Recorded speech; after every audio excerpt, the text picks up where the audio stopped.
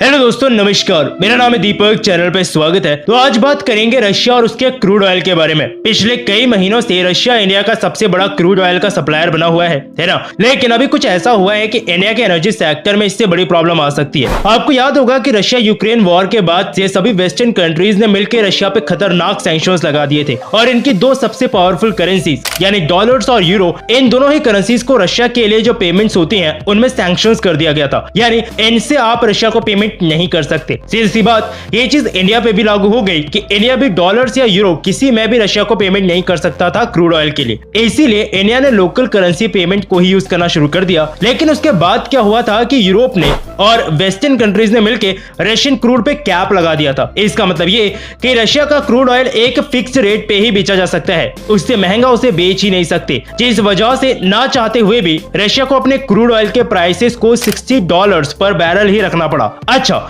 यहाँ पे हम अपनी कंट्री को देखें तो हमारे लिए तो ये फायदा ही था, हमें सस्ते में तेल मिल जाएगा और पेमेंट हम रुपये में ही कर रहे थे। कई बार हम दिरहम को भी यूज कर रहे थे। दिरहम बेसिकली यूएई की करेंसी है, दुबई वगैरह में चलती है। लेकिन हुआ क्या कि अभी कुछ समय पहले रशियन क्रूड ऑयल में एक थोड़ा सा उछाल देखने को मिला और इसने $60 का जो मार्क जो कैप पर डिसाइड हुआ था इसको क्रॉस कर दिया। यानी ये $63-64 पर बैरल के हिसाब से अब मिलेगा। यहाँ पे ऐसे होते ही सबसे पहले जिसने हथियार डाले वो था यूएई, जिसने इंडिया को मना कर दिया कि Russian crude oil price jump कर गया है, हम अब दिरहम कंटिन्यू नहीं कर सकते इसकी परचेज के लिए। यानी इंडिया जो दिरहम यूज कर रहा था रशियन क्रूड ऑयल खरीदने के लिए, वो गेट बंद हो गया है। ये स्टेप यूएई ने इसलिए उठाया है ताकि वो वेस्टर्न कंट्रीज के रडार में ना आए, नहीं तो यूएई सीधे अब एफएटीएफ की ब्लैक लिस्ट में जा सकता है। इसीलिए यूएई कोई रिस्क नहीं लेना चाहता। उन्होंने अगर वेस्टर्न कंट्रीज के बनाए गए कानून के खिलाफ जाकर इंडिया की मदद की दिरहम में पेमेंट करने के लिए, तो उनपे खतरनाक सैंक्शंस भी लग सकते हैं, उनको ब्लैक लिस्ट भी किया जा सकता है। लेकिन इंडिया रुपए में तो दे सकता है पेमेंट, है ना। एक्चुअली रशिया के पास ऑलरेडी इंडियन रुपये का भंडार लग गया है और रशिया को अभी ऐसी करेंसी चाहिए है जिसको वो डायरेक्टली यूज कर सके अपनी कंट्री के लिए, जो इंडियन रुपया नहीं है फिलहाल में ऐसी करेंसी। इसलिए रुपए रूबल ट्रेड भी अभी इस वक्त डगमगाया हुआ है। तो इंडिया के पास ऑप्शंस क्या है, क्योंकि दिरहम में हम लोग कर नहीं सकते, रुपए में कर नहीं सकते। चाइनीज युआन है, लेकिन इंडिया चाइनीज युआन में करना नहीं चाहता क्योंकि वो हमारे इंटरेस्ट के खिलाफ है और क्रूड ऑयल बहुत जरूरी है। अगर थोड़ा लेट हुए तो इन्फ्लेशन बहुत तेजी से बढ़ेगा। अब इन्हीं के पास बस यही ऑप्शंस हैं कि रशिया को मना के कैसे भी अपना इंटरेस्ट दिखाते हुए रुपए रूबल में ही ट्रेड को शुरू करे, जिसके लिए रशिया माने थोड़ा सा मुश्किल है। इसलिए ऐसा हो सकता है कि बाकी कंट्रीज जैसे अमेरिका या यूएई, इनसे हम क्रूड ऑयल लेना शुरू करें जो भी सस्ते प्राइसेस में क्रूड ऑयल देता है, क्योंकि क्रूड ऑयल एक बहुत ही इंपॉर्टेंट रिसोर्स है जिसका डिसीजन लेना जल्दी से जल्दी बहुत जरूरी है। बाकी आपका यूएई के ऐसे स्टेप को लेके कुछ कहना है जहाँ एकदम से उन्होंने मुंह फेर दिया कि अब नहीं हो पाएगा, हम दिरहम यूज नहीं कर पाएंगे पेमेंट के लिए। वैसे अब खैर उन्होंने भी अपनी कंट्री का ही सोचा है इस चीज के लिए। आपका सोचना कुछ हो इस बारे में नीचे कमेंट सेक्शन में लिखिएगा।